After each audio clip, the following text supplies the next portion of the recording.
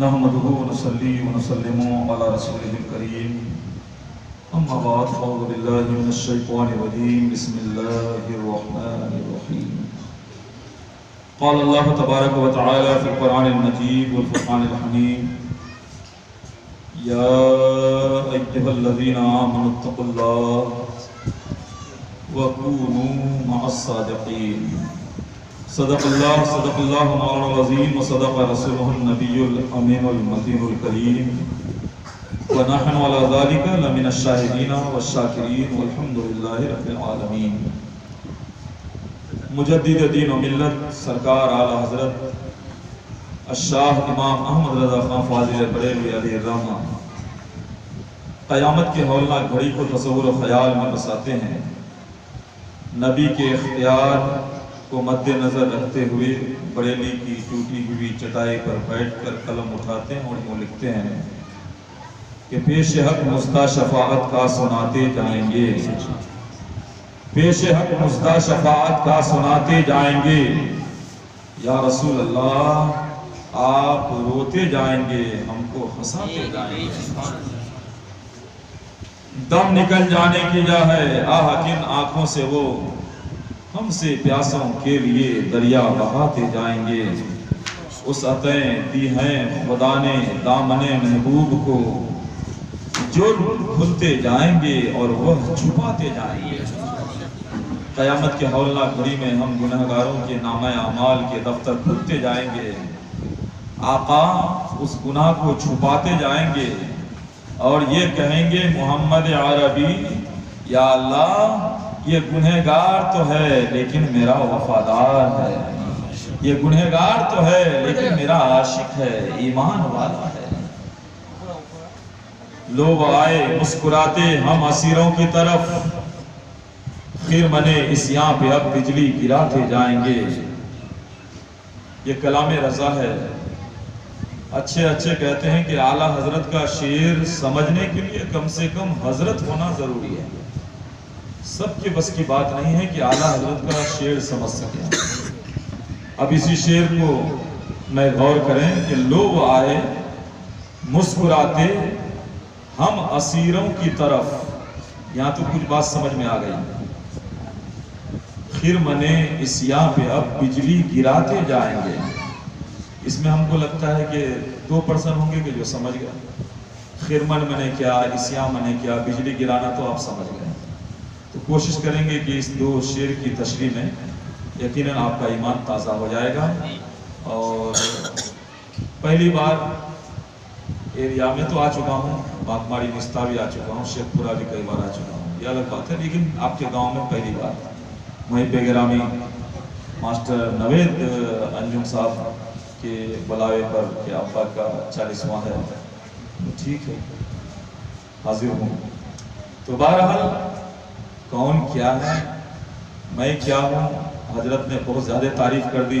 اعجاز انجم لطیفی صاحب بہت پرانے پہچان کے ہیں، کیونکہ اسٹیج والے ہوتے ہیں تو پہچان تو ہوتی ہے، رشتہ داری نہ بھی ہو اسٹیج خود ایک رشتہ ہوتا ہے. تو دعا ہے اللہ پاک ان کی عمر میں علم میں برکت عطا فرمائے اور ہمارے نگاہوں کے سامنے وہ بزرگ ہستی.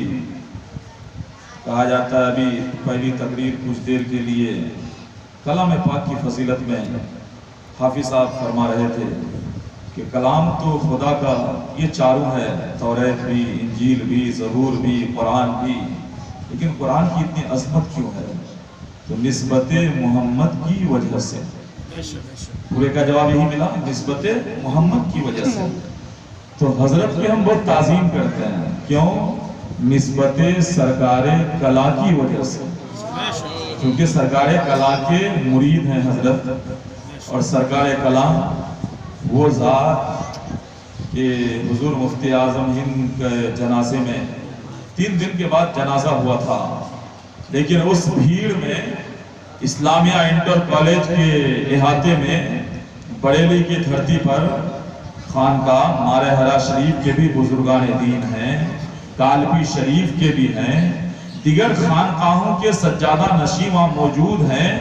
لیکن حضور مفتی اعظم ہند نے اپنی زندگی میں یہ وصیت کی تھی کہ میری جنازہ کوئی آل رسول پڑھائیں گے. تو آل رسول مارہرہ والے بھی ہیں، چونکہ مارہرہ کے آل رسول اچھے میاں خود کہتے ہیں، جس کو دلکش لاجمی نے بہت سالوں پہلے سنایا تھا کہ بول آل رسول گر قیامت میں مجھ سے پوچھے خدا، بول آل رسول تو لایا ہے کیا؟ پیش کر دوں گا لایا ہوں احمد رضا، یا خدا یہ واسطہ سلامت رہے، مسلک اعلیٰ حضرت سلامت رہے۔ تو میرے دوستو آل رسول، تو آل رسول خانقاہ مارہرہ شریف والے بھی ہیں، کالپی شریف والے ہیں، ان کے علاوہ نہ جانے کتنے ہیں، لیکن سب کے اتفاق سے فیصلہ ٹھہرا کہ ہم میں سب سے معزز مختار اشرف سرکار کلا ہے، وہی جنازہ پڑھائیں گے۔ سب کے اتفاق سے حضور مفتی اعظم ہند کی نماز جنازہ سرکار کلا نے پڑھائی، اور وہ مفتی اعظم ہند جو مادر زاد ولی ہیں، ولی اس حالت میں، حالت میت میں سطر سے کپڑا اوپر ہو گیا، کوئی اور کا ہاتھ نہ بڑھا، خود مفتی اعظم کا ہاتھ سطر پوشی کے لیے بڑھ جاتا ہے۔ میت کی حالت میں جنازہ رکھا ہے، اتفاق سے کسی حساب سے کپڑا اوپر ہو گیا گھٹنے سے، سطر پوشی یہاں تک مرد کے لیے بالکل واجب ہے، ضروری ہے، فرض ہے، اوپر ہونا یہ حرام ہے، لیکن حضور مفتی اعظم ہند کا تقویٰ دیکھیے کہ اس حالت میں بھی اپنا ہاتھ ان کا خود بڑھ گیا سطر پوشی کے لیے۔ جب مفتی اعظم ہند کا یہ کمال ہے تو تاجدار کربلا امام حسین کتنے باکمال ہوں گے، مولا علی کتنے باکمال ہوں گے، اور محمد عربی کتنے باکمال ہوں گے۔ ابھی میں تقریر شروع نہیں کیا ہوں، صرف آپ کا موڈ دیکھتا ہوں، ابھی تو کلام رضا کی تشریح بھی ہے، اس کے بعد موضوع پر بیان ہوگا انشاءاللہ۔ آپ جب تک چاہیں گے اس وقت تک میں آپ کو سنانے کے لیے تیار ہوں، لیکن وقت کی بھی گنجائش نہیں ہے۔ ادھر میرے مائیں پالوں میں نانا بیٹھے ہوئے ہیں، کہیں گے کہ مائک بڑھیا مل گیا تو لمبا کھینچ دیے، کسی کے بھوک کا خیال نہیں کیا۔ تو بہرحال تو بھوک انسان کی اصل میں یہ روحانی غذا آپ کو مل رہی ہے، کیونکہ میرے مصطفیٰ کا گھر تو ہے مدینے میں، ہاں مگر وہ رہتے ہیں مومنوں کے سینے میں، یاد مصطفیٰ ایسی بس گئی ہے سینے میں، جسم ہو کہیں اپنا دل تو ہے مدینے میں، جسم ہو کہیں اپنا دل تو ہے مدینے میں۔ میں عرض کر رہا تھا کہ لوگ آئے مسکراتے، ہم اسیروں کی طرف خرمنے اسیاں پہ اب بجلی گراتے جائیں گے، خاک ہو جائیں عدو جل کر مگر ہم تو رضا، دم میں جب تک دم ہے ذکر ان کا سناتے جائیں گے، دم میں جب تک دم ہے ذکر ان کا سناتے جائیں گے۔ حضرات محترم کافی دیر سے ایک بعد دیگر علماء شعراء اپنے اپنے انداز میں آئے اور بیان کیے، دعا ہے اللہ پاک سب کے عمر میں علم میں برکت عطا فرمائے۔ میں نے جس آیت مقدسہ کو اپنا موضوع بنایا، اللہ پاک قرآن مقدس میں ارشاد فرماتا ہے، یا ایھا الذین آمنوا اتقوا اللہ وکونوا مع الصادقین، اے ایمان والو اللہ سے ڈرو اور سچوں کے ساتھ ہو جاؤ۔ خوف الہی اور صحبت صالح، یہ دو پوائنٹ ہے اس موضوع میں۔ خوف الہی، خوف الہی، خشیت الہی، خدا کا ڈر، خدا کا خوف، یہ بہت بڑا انعام اور بہت بڑی دولت ہے۔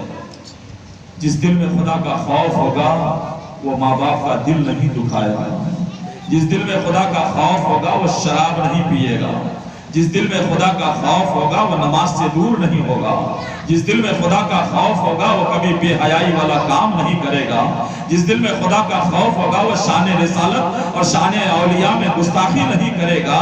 آج مسلمان شراب پیتا ہوا نظر آتا ہے، آج مسلمان ماں باپ کا دل دکھاتا ہوا نظر آتا ہے، آج مسلمان نماز سے دور ہوتا ہوا نظر آتا ہے۔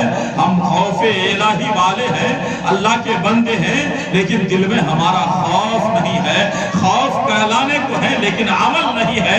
آئیے دیکھیے خلیفہ تو حضرت عمر فاروق کی ذات ہے۔ کون عمر؟ جس کے بارے میں آقا نے ارشاد فرمایا کہ اگر نبوت کا دروازہ بند نہ ہوتا. میرے بعد اگر کوئی نبی ہوتے تو وہ عمر کے ساتھ ہے. وہ عمر جن کے بارے میں اپنے وقت کا گاندھی نے اعلان کیا تھا کسی کو اگر ڈیموکریسی سیکھنی ہو, سیاست سیکھنی ہو, جمہوریت سیکھنی ہو, وہ کسی اور سے نہ سیکھے بلکہ اس پیغمبر اسلام کے غلام خلیفہ دوم امیر المومنین حضرت عمر فاروق سے سیکھے. حق اور صداقت تو یہ ہے کہ غیر بھی آپ کی گواہی دے, غیر بھی آپ کی تعریف کرے, غیر بھی آپ کو اچھا کہے. لیکن میرے دوستو حضرت عمر فاروق رضی اللہ تعالیٰ عنہ راستے سے آ رہے ہیں. اچانک ایک شرابی کی نگاہ عمر فاروق پر پڑ گئی. ہاتھ میں شراب کی شیشی تھی. اسی نگاہ پڑی, دل میں خوف آیا, ڈر آیا کہ عمر آئے ننگی تلوار سے بات کرتے ہیں, میرے نظر کے سامنے دیکھ لیں گے میرے ہاتھ میں شراب کی شیشی ہے, میرا سر قلم کر دیں گے. فوراً دل کی دنیا بدلی اس شرابی کی. خدا سے لو لگایا, رب کی بارگاہ میں توبہ استغفار کیا, توبۃ النصوحہ کیا, رجوع کیا, یا اللہ آج مجھے بچا لے. اگر عمر فاروق مجھے دیکھ لیں گے میرے ہاتھ میں شراب ہے تو عمر فاروق میرا سر قلم کر دیں گے, میری جان کی خیر نہیں ہے. یا اللہ مجھے بچا لے. یہ دل سے توبہ کیے, اسی دل سے توبہ کیے. آپ بزرگ ہیں ہمارے لیے, آپ میرے سامنے آئے, میں آپ کے چہرے کی زیارت کروں گا, پھر بیان آگے بڑھے گا. آئیے سامنے. نعرے تکبیر, نعرے رسالت, نعرے رسالت, جشن عید میلاد النبی, برائے ایصال ثواب, برائے ایصال ثواب مرحوم مغفور جمسی صاحب. نعرے تکبیر, نعرے رسالت. عمر فاروق کو جیسے ہی دیکھا خدا سے لو لگایا, دل سے توبہ کیا, استغفار پڑھا, رجوع کیا, سچی توبہ کیا. اس کی برکت دیکھیے. عمر فاروق قریب آئے, کہنے لگے بتا تیرے ہاتھ میں کیا ہے. وہ کانپ رہا ہے, لرز رہا ہے, لرزاں برندام ہے, بولتا ہے کانپتے کانپتے, حضور میرے ہاتھ میں دودھ کی شیشی ہے. جبکہ ہاتھ میں شراب تھی. بولنا میرے ہاتھ میں دودھ کی شیشی ہے. کہ دیکھو, دیکھتے ہیں کہ حقیقت میں اس شراب کی ماہیت بدل کر دودھ بن گیا ہے. اللہ کی بارگاہ میں وہ گنہگار توبہ کیا, استغفار کیا, رجوع کیا, دل سے توبہ کیا تو اللہ نے اس کی شراب کی ماہیت کو بدل دیا اور اس گنہگار کو عمر فاروق کی سب سے بچا لیا. تو میرے دوستو اس سے ایک ہمیں سبق ملا, درس ملا. ہم چاہے کتنوں ہی گنہگار ہوں, اگر رب کی بارگاہ میں دل سے توبہ اور استغفار پڑھ لیں گے, اپنے گناہوں سے توبہ کر لیں گے, اللہ غفور الرحیم ہے. اللہ ہمارے سارے گناہوں کو معاف فرما دے گا. اللہ غفور الرحیم ہے. یقیناً میرے دوستو اس سے ہمیں ایک سبق ملا, درس ملا. پوائنٹ کی بات یہی ہے, ہمیں واقعہ سنانا مقصد نہیں ہے. یا ایھا الذین آمنوا اتقوا اللہ وکونوا مع الصادقین. اے ایمان والو اللہ سے ڈرو اور سچوں کے ساتھ ہو جاؤ. ہم اللہ سے ڈرنے والے بھی ہیں اور سچوں کا ساتھ دینے والے بھی ہیں. شروع سے دیکھیں, اگر پوچھا جائے نبی کے ساتھ ہو یا ابو جہل کے ساتھ, ہر ایمان والا یہی کہے گا کہ ابو جہل کے ساتھ ہم کیسے ہو سکتے ہیں, ہم نبی کے ساتھ ہیں. پوچھا جائے کربلا میں یزید کے ساتھ ہو یا حسین کے ساتھ, یہی کہے گا کہ ہم سب حسین کے ساتھ ہیں, یزید کے ساتھ کیسے ہو سکتے ہیں. تو پوچھا جائے جب حسین کے ساتھ ہو تو محرم کے موقع پر حسین کے نام پر ڈھول کیوں بجاتے ہو, یہ تو یزید نے بجایا تھا. یہ کتنی شرم کی بات ہے. وہ تاریخ گواہ ہے کہ حسینی کا یہ کردار نہیں ہے کہ ڈھول بجائے. حسینی کا کردار یہ ہونا چاہیے کہ ان کی یاد میں ہم روزہ رکھیں, ان کی یاد میں ذکر کی محفل سجائیں. یہ اصل حسینی کی پہچان ہے. لیکن یہ دیوانہ گروپ ہے, نام لیتا ہے حسین کا, طریقہ اپناتا ہے یزید کا. یہ ان کا اپنا عمل ہے. دعا ہے اللہ پاک سب کو صحیح سمجھ عطا فرمائے. ہم حسین والے ہیں, حسینی کردار اپنے اندر ہونا چاہیے. کربلا کا میدان حق اور باطل کی جنگ تھی, صحیح اور غلط کی جنگ تھی.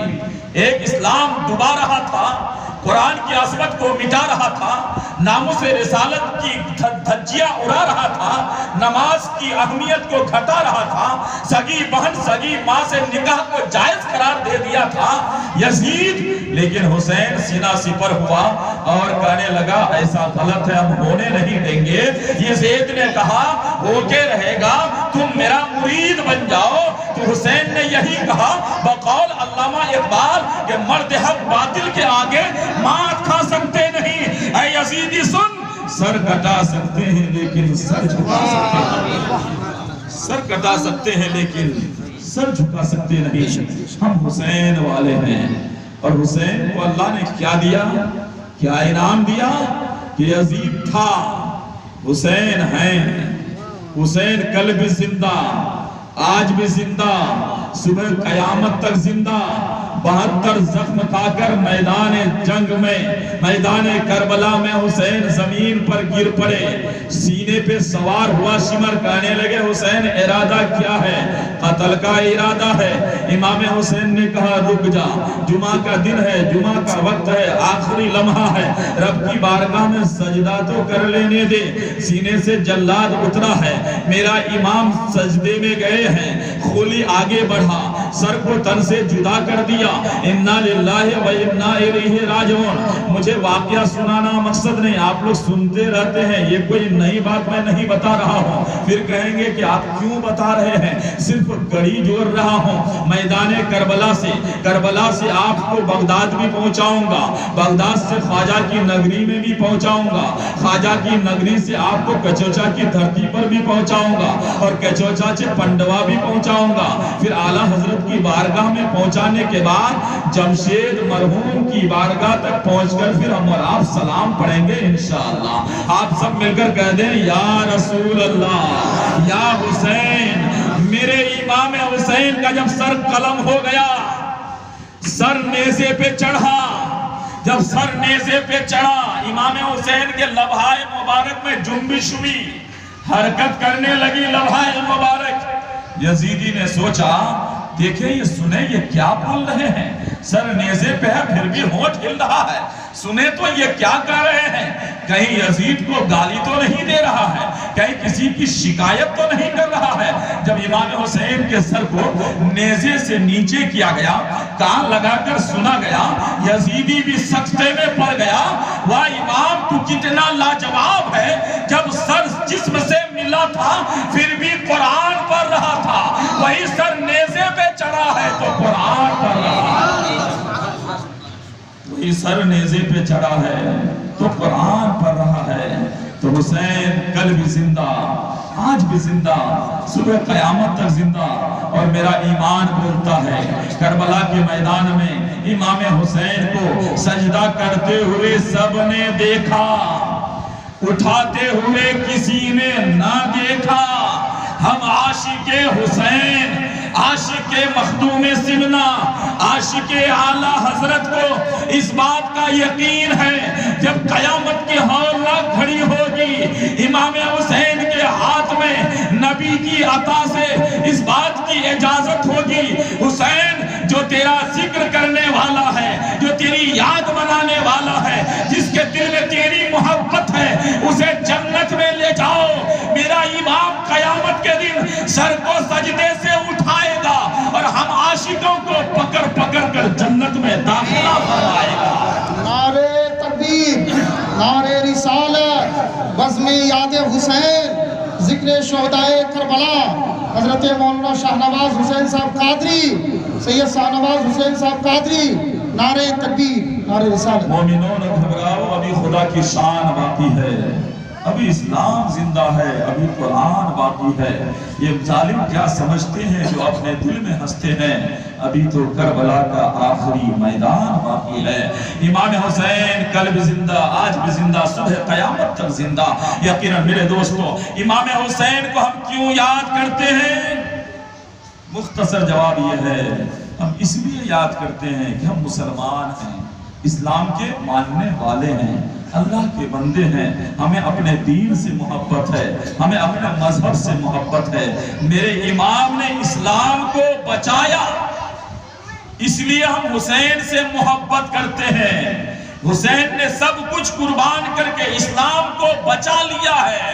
اگر حسین نہ ہوتے، حسین کی قربانی نہ ہوتی، حسین کی شہادت نہ ہوتی، مذہب اسلام یزید ڈوبا رہا تھا، ڈوب جاتا۔ میرے امام نے، حسین نے مذہب اسلام کو بچا لیا ہے۔ ہم دین والے ہیں اس لیے حسین والے ہیں، ہم مذہب اسلام کے ماننے والے ہیں اس لیے حسین سے محبت کرتے ہیں۔ بات سمجھ میں آ گئی؟ حسین سے کیوں محبت کرتے ہیں؟ اس لیے کہ حسین نے اسلام کو بچایا ہے۔ خلاصہ ایک ہی جواب۔ تو کہنے لگے ٹھیک ہے، مان گئے، اللہ کو مانو، رسول کو مانو، حسین کو مانو، پھر غوث اعظم کو کیوں مانتے ہو؟ خواجہ غریب نواز کو کیوں مانتے ہو؟ اعلیٰ حضرت کو کیوں مانتے ہو؟ بزرگان دین کو کیوں مانتے ہو؟ تو اسے یہ بتائیں، تمہارے طرح ایمان فروشوں نے جب مذہب اسلام کو کمزور کر رہا تھا، مذہب اسلام میں ڈاکہ ڈال رہا تھا، ایسے موقع پر اللہ پاک نے اپنے نبی کی اولاد میں سے ایک اولاد کو، جس کو پوری دنیا غوث سمدانی، شہباز لامکانی، سیدنا شیخ محی الدین عبد القادر جیلانی بغداد کی سرزمین پر بھیج کر مذہب اسلام میں جان اور طاقت ڈال دی ہے۔ کیونکہ مختصر میں بتاؤں کہ صرف اگر بڑے پیر کی شان میں تقریر کرنا چاہوں تو کئی گھنٹہ چاہیے، کم سے کم 3-4 گھنٹہ چاہیے، لیکن صرف پوائنٹ کی بات بتاتا ہوں۔ بڑے پیر تنہا ہیں، چل رہے ہیں، جنگل سے گزر ہو رہا ہے، اچانک ایک نحیف و ناتواں کمزور انسان سامنے ملا، کہنے لگا عبد القادر میری مدد کرو، میری مدد کرو۔ چنانچہ عبد القادر نے کہا کہ بتاؤ میں کیا مدد کروں؟ کہنے لگا میں کمزور ہو گیا ہوں، اٹھ نہیں پا رہا ہوں، کھڑا نہیں ہو پا رہا ہوں، میری مدد کرو۔ عبد القادر جیلانی اس نحیف و ناتواں کمزور انسان پر ہاتھ لگائے، ہاتھ لگتے ہی ایسا جادوئی اثر ہوا کہ وہ تندرست ہو گیا، کھڑا بھی ہو گیا۔ جب کھڑا ہو گیا کسی کو بھی حیرت ہوگی، کیونکہ یہ ونڈرفل میٹر ہے، بہت ہی حیرت انگیز واقعہ ہے، کسی کو بھی کیا کہتے ہیں تعجب ہوگا۔ تو عبد القادر جیلانی تعجب سے اس انسان کو دیکھنے لگے، تب وہ کہتے ہیں کہ اے عبد القادر کیا تعجب ہو رہا ہے؟ کہ ہاں حیرت ہو رہی ہے، تعجب ہو رہا ہے۔ کہ سن، میں کوئی انسان نہیں، میں اللہ کا دین مذہب اسلام ہوں، میں کمزور ہو گیا تھا، اللہ نے تجھے بھیج کر میرے اندر جان ڈال دی ہے۔ انتا محی الدین، انتا محی الدین، تو ہی محی الدین ہے، تو ہی محی الدین ہے۔ عبد القادر جیلانی کہتے ہیں کہ جب یہ واقعہ رونما ہوا میں اکیلا تھا، میرے ساتھ کوئی نہ تھا۔ جب میں چلتے چلتے بغداد کی جامع مسجد آیا، دیکھتا کیا ہوں کہ مجمع سے بھی مجھے محی الدین کی آواز سے لوگ پکار رہے ہیں، اور جامع مسجد کے در و دیوار سے آواز آ رہی ہے، انتا محی الدین، انتا محی الدین، تو محی الدین ہے، تو محی الدین ہے۔ ماں باپ نے تو نام رکھا تھا عبد القادر، محی الدین اللہ کی جانب سے یہ خطاب ملا ہے، یہ ٹائٹل ملا ہے۔ لیکن میرے دوستو اب یہ بات واضح ہو گئی، ہم امام حسین کو اس لیے مانتے ہیں کہ مذہب اسلام کو بچایا ہے، غوث اعظم کو اس لیے مانتے ہیں کہ غوث اعظم کے ذریعے مذہب اسلام میں جان پیدا ہو گئی ہے، طاقت پیدا ہو گئی ہے۔ ہمیں دین سے محبت ہے، اس لیے محی الدین سے محبت ہے۔ بات یہاں پر سمجھ میں آ گئی۔ اب کہیں گے وہ میرے سوتیلے بھائی کلمہ پڑھنے والے کہ پھر خواجہ غریب نواز کو کیوں مانتے ہو؟ خواجہ غریب نواز کو کیوں مانتے ہو؟ تو کہنے لگے سن، جس طرح اس دنیا میں، اس ہندوستان کی سرزمین پر باضابطہ کوئی نبی تبلیغ کے لیے تو تشریف نہیں لائے، لیکن نبی کی اولاد عطائے رسول خواجہ غریب نواز کو اللہ کے نبی نے خود بشارت دے کر، نشاندہی دے کر اور پورا نقشہ کھینچ کر یہ بھیجا، بتا دیا بیٹا معین الدین تمہاری ضرورت یہاں نہیں، ملک ہند میں ہے، وہاں جاؤ مذہب اسلام کو پھیلاؤ۔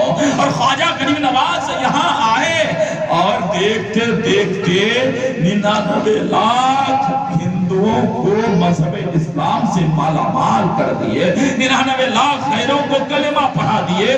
اس لیے ہم خواجہ غریب نواز کو مانتے ہیں، کیونکہ خواجہ غریب نواز کی تبلیغ سے ہمیں محبت ہے، ہم تبلیغ والے ہیں۔ ایسی تبلیغ والے ہم نہ ہی ہیں اور نہ ہونا چاہیے کہ جس تبلیغ سے دادا فاتحہ پڑھتا تھا باپ کے مزار پر، پردادا فاتحہ پڑھتا تھا اپنے والد کے مزار پر، جس تبلیغ کے نتیجے نے آج اسے قبر سے بھی دور کر دیا، فاتحہ سے بھی دور کر دیا، ایصال ثواب سے بھی دور کر دیا، ہم تبلیغ والے ہیں۔ کیسی تبلیغ؟ ایسی تبلیغ جیسی تبلیغ خواجہ کبیر نواز نے کی ہے، جیسی تبلیغ مخدوم سمنا نے کی ہے، جیسی تبلیغ تمام اولیاء کرام نے کی ہے۔ ایسی تبلیغ ہو تو ہم ساتھ چلنے کے لیے تیار ہیں، لیکن ایسی تبلیغ جو ہوتی ہے کہ مزار پر نہیں جانا چاہیے، یہ شرک ہے، فاتحہ نہیں پڑھنا چاہیے، یہ شرک ہے، مزار کا بوسہ نہیں لینا چاہیے، یہ شرک ہے، نہ جانے کیا کیا بول دیتے ہیں۔ لیکن آج یہ ایک کتاب ہے جو انہی لوگوں کی لکھی ہوئی ہے جس کا نام ہے انوار ساتیہ۔ انوار ساتیہ کے صفحہ نمبر 47 میں یہ لکھا ہوا ہے کہ خود میرے نبی محمد عربی صلی اللہ تعالی علیہ وسلم اپنے چچا حضرت امیر حمزہ رضی اللہ تعالی عنہ کی یاد میں تیجا بھی منائے گئے۔ سبحان اللہ، تیجا بھی منائے، 20واں بھی منائے، 40واں بھی منائے اور برسی بھی منائے۔ اس سے یہ ثابت ہو گیا کسی مرحوم کے انتقال میں تیجا کی محفل کرنا، ایصال ثواب کی محفل سجانا، برسی کی محفل، 40واں کی محفل، یہ شرک اور بدعت نہیں بلکہ یہ سنت رسول ہے۔ بات سمجھ میں آ گئی؟ اچھی طرح سمجھ میں آ گئی کہ ہم خواجہ کو کیوں مانتے ہیں؟ کہ خواجہ نے ہندوستان میں کلمہ سکھایا، کلمہ کی تبلیغ کی، ہم کو مسلمان بنایا، اس لیے ہمارے محسن ہے خواجہ۔ اب خواجہ گھڑی نواز رحمت اللہ تعالیٰ علیہ کے دربار سے فوراً مسلک پر اعتراض کرتے ہیں کہ مسلک اعلیٰ حضرت کا نعرہ کیوں لگاتے ہو، مسلک کو کیوں مانتے ہو؟ یا امام تو 4 ہیں، حنفی، شافعی، قادری، حنفی، شافعی، حنبلی اور مالکی، یہ 4 ہی ہیں، تو پھر 5واں مسلک کیوں تیار کرتے ہو؟ اسے یہ کہو تم بھی اپنے آپ کو کبھی کبھی حنفی کہلا دیتے ہو، تم سے بچنے کے لیے یہ امتیازی نعرہ ہے، یہ کریا کریا تاج الشریعہ کا تو نعرہ لگاتے ہی ہے، لیکن تم جیسے ایمان کے لٹیرے، تم جیسے بہروپیوں سے بچنے کے لیے ہم مسلک اعلیٰ حضرت کا نعرہ لگاتے ہیں اور اعلیٰ حضرت سے محبت کرتے ہیں۔ اور پھر یہ ہے کہ جب تم اعلیٰ حضرت کی بھی تعریف کرتے ہو اور یہ کہتے ہو معرضہ کو مانتے ہیں، محدث اعظم کو مانتے ہیں، مفتی اعظم کو مانتے ہیں، سارے اولیاء کو مانتے ہیں، ہم بھی ایمان والے وہ بھی ایمان والے، سب پھر ایک ہیں۔ لیکن میرے دوستو، ایسوں سے بھی بچنے کے لیے جو جہاں صلح کلیت غلبہ کر جائے، اس فتنہ سے بچنے کے لیے اللہ نے ہمیں شریعت کا محافظ، شریعت کی تاج رکھنے والے، راج رکھنے والے اختر رضا ہیں، اظہری میاں ہیں، لیکن چلتے چلتے پوری دنیا نے دیکھا شریعت کی لاج رکھنے والے تاج الشریعہ نے دنیا والے کو بتا دیا کہ ایمان کا سودا مت کرنا، صلح کلی کبھی مت ہونا، جب بھی ہونا عاشق رسول بن جانا، عاشق غوث خواجہ بن جانا۔ نعرہ رسالت یا رسول اللہ، نعرہ رسالت یا رسول اللہ۔ درود شریف پڑھیں، اللہم صلی علی سیدنا شفیعنا حبیبنا طبیبنا مولانا محمد بارک وسلم، صلو علیہ الصلوۃ والسلام علیہ یا رسول اللہ، یا حبیب اللہ، یا نور من نور اللہ۔ حضرات محترم، ہم سب اللہ کے بندے ہیں، نبی کی امت ہے۔ جو انسان جس کی زیادہ ضرورت محسوس کرتا ہے اس کو زیادہ یاد کرتا ہے۔ بچے گھر میں باپ کو کم، ماں کو زیادہ یاد کرتے ہیں، کیوں کہ ماں کی زیادہ ضرورت ہے۔ عاشق رسول اپنے خاندان کو تو یاد کرتے ہی ہیں، ہر لمحہ ہر گھڑی وہ اپنے آقا کو یاد کرتے ہیں، اپنے نبی کو یاد کرتے ہیں۔ کیوں؟ اس لیے کہ اس کو اس بات کا یقین ہے کہ نہ طاعت پر، نہ تقوی پر، نہ زہد و اتقاء پر ہے، ہمیں ناز جو کچھ ہے محمد مصطفیٰ پر ہے۔ ابھی نوجوان مقرر ہم سے پہلے بہت بہترین انداز میں کبھی ایسا لگا، حافظ توفیق نوید انجم کے بھائی ہیں، ہاں مرحوم کے سو چھوٹے صاحبزادے ہیں، کبھی ایسا لگ رہا تھا کہ دلخوش صاحب آ گئے، کبھی لگ رہا تھا کہ عبید اللہ صاحب بول رہے ہیں، کبھی قرآن میں بھی لاجواب علم یقیناً ٹھوس ہے۔ اللہ پاک کی بارگاہ میں دعا ہے اللہ پاک ان کی عمر میں، علم میں برکتیں عطا فرمائے۔ لیکن اسی میں ایک جملہ بولے عزیزم کہ میں لفظی نہیں کرتا، یقیناً لفظی ہونی بھی نہیں چاہیے۔ قرآن و حدیث کی روشنی میں بیان ہر لمحہ ہر گھڑی ہونا چاہیے۔ اگر ایسا بیان آپ کریں گے تو یقیناً عوام آپس میں گفتگو نہیں کرے گی، آپ کی باتوں کو ضرور سنیں گی۔ تو سرکار اعلیٰ حضرت یقیناً ہمارے پیشوا ہیں، ہمارے رہبر ہیں، عشق کی تعلیم دینے والے ہیں، محبت رسول کا پیغام دینے والے ہیں۔ اور سرکار اعلیٰ حضرت خود فرماتے ہیں کہ تیری نسل پاک میں ہے بچہ بچہ نور کا، تو ہے عین نور، تیرا سب کھانا نور کا۔ آج کچھ کم پڑھے لکھے ہم کہیں گے یہی، چاہے وہ بھلا مانے یا برا مانے، وہ یہ کہتے ہیں وہ مولانا کو مت بلاؤ، کیوں بھائی وہ اشرفی ہے، وہ مولانا کو مت بلاؤ، کیوں بھائی وہ رضوی ہے۔ یہ جہالت والی بات ہے۔ ذرا دیکھو کشوچا کی دھرتی پر بھی ایک اعلیٰ حضرت گزرے ہیں جن کا نام سید علی حسین اشرفی میاں۔ کشوچا کی دھرتی پر بھی ایک اعلیٰ حضرت گزرے ہیں، لیکن عمر میں وہ بریلی کے اعلیٰ حضرت سے بڑے ہیں۔ اور مرتبہ خدا جانے، مرتبہ ہم کون ہوتے ہیں تولنے والے، لیکن عمر میں وہ بڑے۔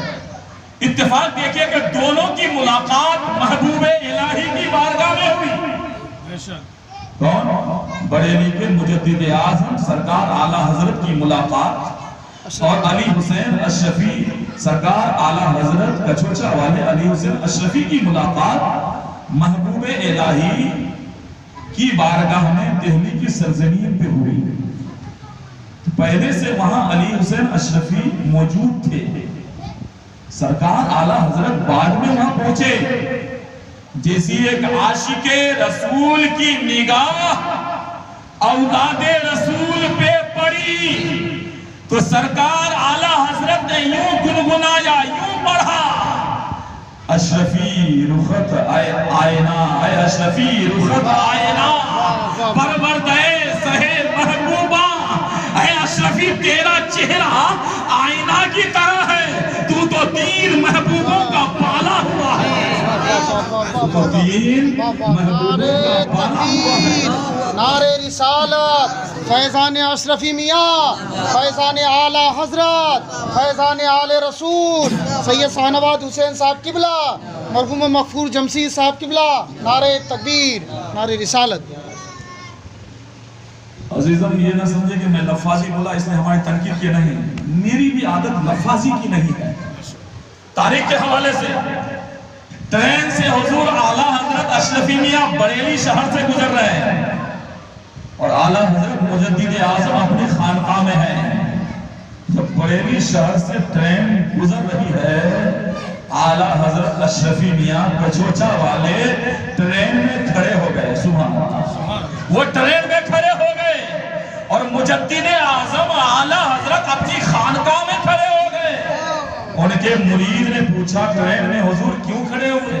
کہنے نہیں پتا ہے، ایک عاشق رسول اعلیٰ حضرت کا یہ شہر ہے اور وہ میرے استقبال میں اپنی خانقاہ میں کھڑے ہو گئے ہیں، اس لیے میں کھڑا ہو گیا ہوں۔ واہ واہ واہ واہ، کون سا آلہ تھا، کون سا وہ پاور تھا، کون سے موبائل، کون سے وائرلیس، کچھ بھی نہیں، کوئی آلہ نہیں۔ کیسے خبر ہو گئی ہے بزرگوں کو کہ میرا استقبال وہ کر رہے ہیں، ان کا استقبال ہم کر رہے ہیں۔ ادھر مجدد اعظم اعلیٰ حضرت جب خانقاہ میں کھڑے ہو گئے، کسی کو کیا پتا چلے گا مریدوں کو، وہ تو رضا والے ہی جانتے ہیں، اعلیٰ حضرت ہی جانتے ہیں، عشق والے ہی جانتے ہیں، مجدد اعظم ہی جانتے ہیں، ہم کیوں کھڑے ہوئے ہیں؟ مرید نے پوچھا حضور کیا راز ہے؟ اچانک کھڑے ہو گئے، کہنے لگے تجھے نہیں معلوم، مجھے جو نظر آ رہا ہے تجھے نظر نہیں آ رہا ہے، تجھے کیا معلوم؟ سن، ایک عاشق، ایک اولاد رسول سید علی حسین اشرفی میاں کا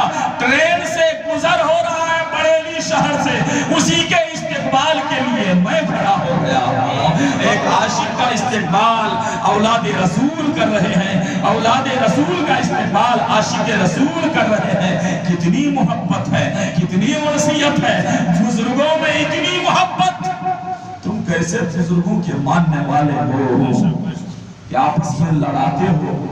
کیسے بزرگوں کے ماننے والے ہو کہ آپس میں بانٹتے ہو؟ میرا ایمان بانٹنا نہیں سکھاتا، ارے میرا ایمان تو جوڑنا سکھاتا ہے، توڑنا نہیں سکھاتا۔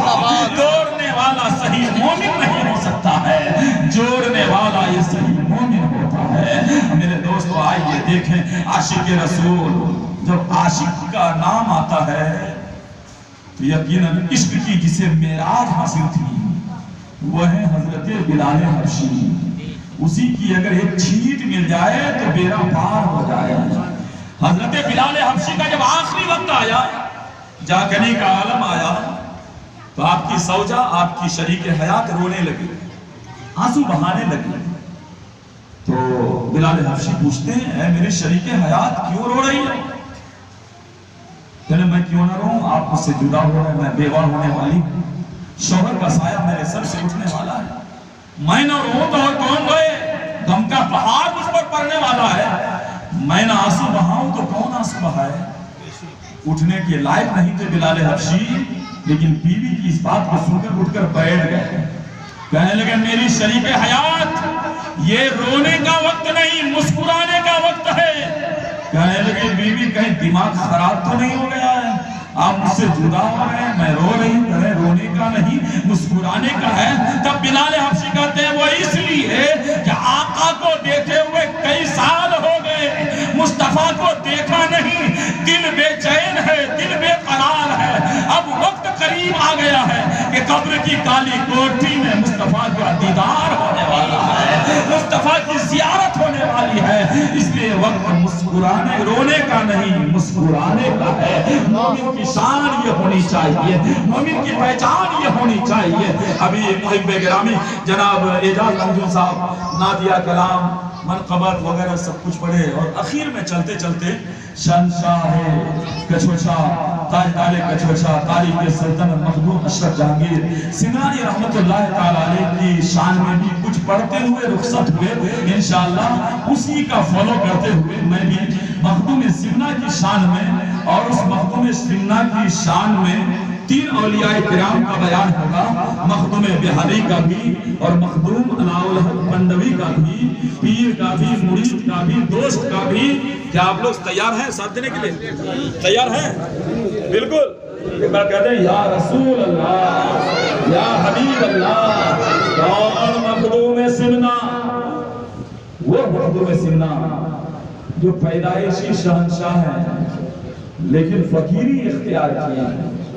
13 سال کی عمر میں قرۃ سبا کے ساتھ حافظ قرآن بن گئے، 15-17 سال ہوتی تمام علوم سے فارغ ہو گئے، حافظ بھی بن گئے، عالم بھی بن گئے، مفتی بھی بن گئے، محدث بھی بن گئے، مفسر بھی بن گئے۔ ترجمہ قرآن حضور مخدوم سمنا کا بھی ہے لیکن فارسی زبان میں ہے، بہت ہی مشہور ہے لیکن مشہور نہیں ہے چونکہ زیادہ پرچار والے نہیں ہیں، اس لیے مشہور نہیں ہے۔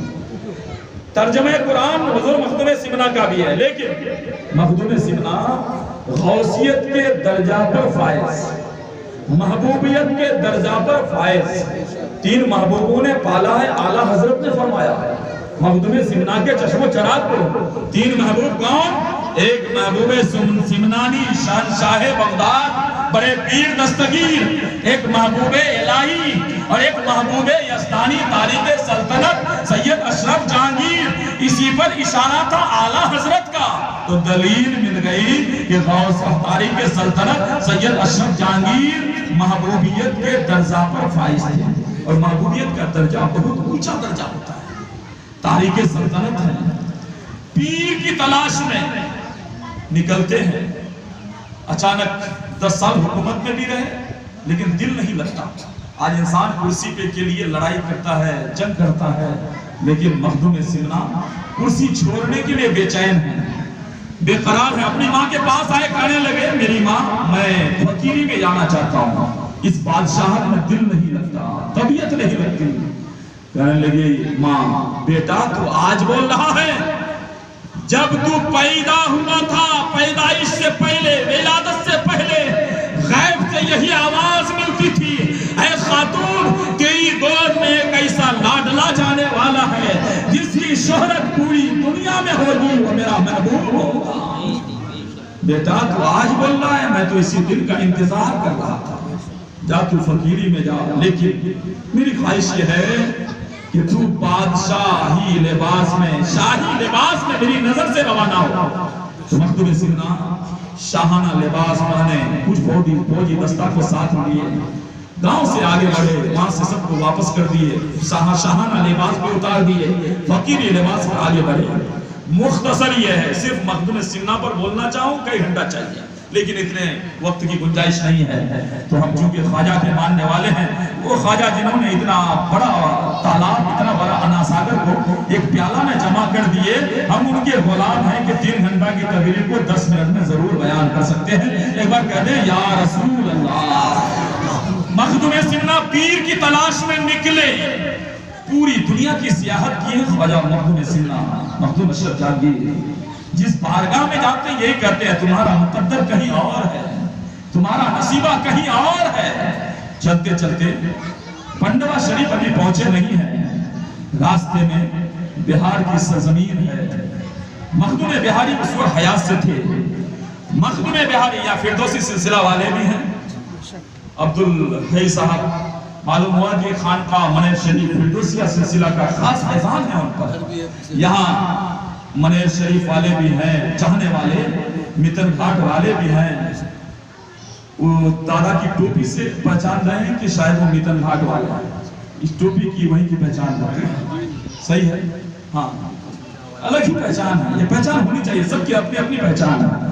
عاشقوں کی پہچان ہے تاکہ غلاموں کو دیکھ کر آقا کو یاد آ جائے, ان کو دیکھ کر خواجہ شاہی علی یاد آ جائے. تو یقیناً تمام اولیاء کرام سے سچی محبت ہونی چاہیے. ایمان کیسا ہونا چاہیے؟ ایمان میں تنگی نہیں ہونی چاہیے. ایمان کسی کے گھر کی جاگیر نہیں ہے. ایمان ایسی ہونی چاہیے کہ غوث کا ماننے والا میرا اپنا ہے, خواجہ کا ماننے والا میرا اپنا ہے, مخدوم کا ماننے والا میرا اپنا ہے, عبداللطیف امان پوری کا ماننے والا میرا اپنا ہے, جمال الحق بندگی چنگی بازار والا میرا اپنا ہے, تمام بزرگوں والا میرا اپنا ہے. اور جو اس مسلک اعلیٰ حضرت کا نعرہ لگانے والا نہیں, وہ میرا اپنا ہو نہیں سکتا. ایمان اس پر ہونا چاہیے. تو مخدوم بہاری کا ابھی وصال نہیں ہوا تھا, ابھی بہار شریف پہنچنے والے تھے مخدوم سمنا. آپ اپنے وصال سے پہلے کہتے ہیں کہ لوگوں میں دنیا سے جانے والا ہوں, لیکن کان کھول کر سن لو, میری نماز جنازہ تم میں سے کوئی مت پڑھانا. کہنے کون پڑھائیں گے؟ ایک مسافر آئے گا, اس کے اندر 3 خوبی ہوگی. پہلی خوبی یہ کہ وہ اولاد رسول ہوں گے. یہاں سے بھی سرٹیفکیٹ ہو گئی. آج 2 میزان صحیح سے پڑھنا نہیں آتا, کسی کے اعمال کا, کسی کے عمل کا وہ میزان کرتا ہے, ایمان کا, مسلک کا, عقیدے کا وہ میزان کرتا ہے. نعوذ باللہ استغفر اللہ. یہ کہتا ہے کہ وہ لوگ علیہ رسول ہیں کیا؟ یہ کیسا ایک منافق والا ذہن ہے. تو محبوب بہاری, مخدوم بہاری رحمت اللہ تعالی علیہ, سلسلہ بھی سمجھیں. خانقاہ منیر شریف میں جو بابا ہیں, بابا یحییٰ منیری رحمت اللہ علیہ, وہ والد صاحب ہیں, بیٹا ہے بہار شریف والا. مخدوم بہاری رحمت اللہ تعالی علیہ آخری وقت ہے, کہتے ہیں کہ تم میں سے کوئی جنازہ مت پڑھانا. کہ کون پڑھائیں گے؟ ایک مسافر آیا ہے, اس کے اندر 3 خوبی ہوگی. پہلی خوبی یہ ہے کہ وہ آل رسول ہوں گے. دوسری خوبی یہ ہے کہ وہ قرأت سبا کے ساتھ حافظ قرآن ہوں گے. تیسری خوبی یہ ہے کہ وہ تاریخ سلطنت ہوں گے. یہ 3 خوبی کا وہ انسان مالک ہوگا, وہی میری جنازہ پڑھا. جنازہ تیار, امام کا انتظار ہو رہا ہے.